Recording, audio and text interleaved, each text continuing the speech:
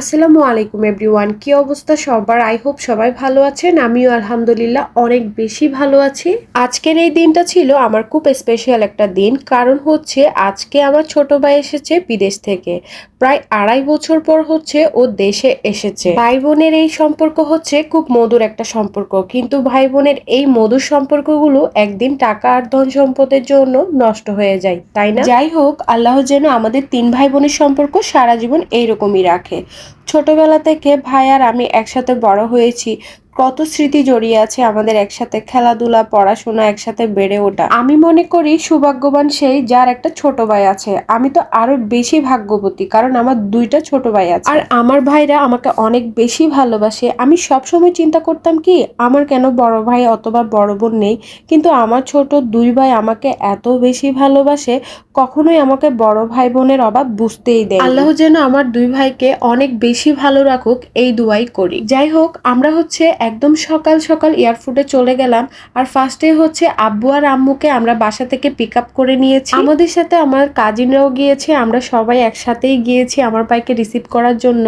ওর জন্য অনেকক্ষণ ওয়েট করেছিলাম। দেন তারপর হচ্ছে দেখলাম অবশেষে ওর দেখা। ওকে দেখা মাত্রই আমরা সবাই দৌড়ে ওর কাছেই চলে গিয়েছিলাম, আর ও হচ্ছে আমাদেরকে দেখে হাই দিচ্ছিল।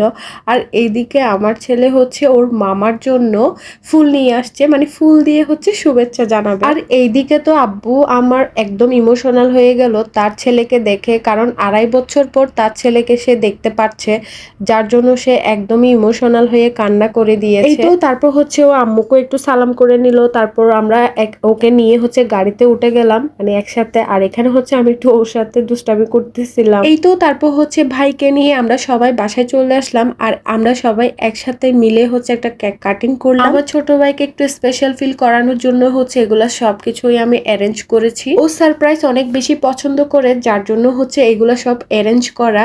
আর কেকটা নাকি অনেক বেশি মজার ছিল। এই তো এখন হচ্ছে আমার ছেলে, 2 ছেলেকে নিয়ে হচ্ছে ও কেক কাটিং করে নিয়েছে। আর কেক কাটিং এর পরে ইউজুয়ালি যেটা হয় আর কি, কেক খাওয়ার পালা।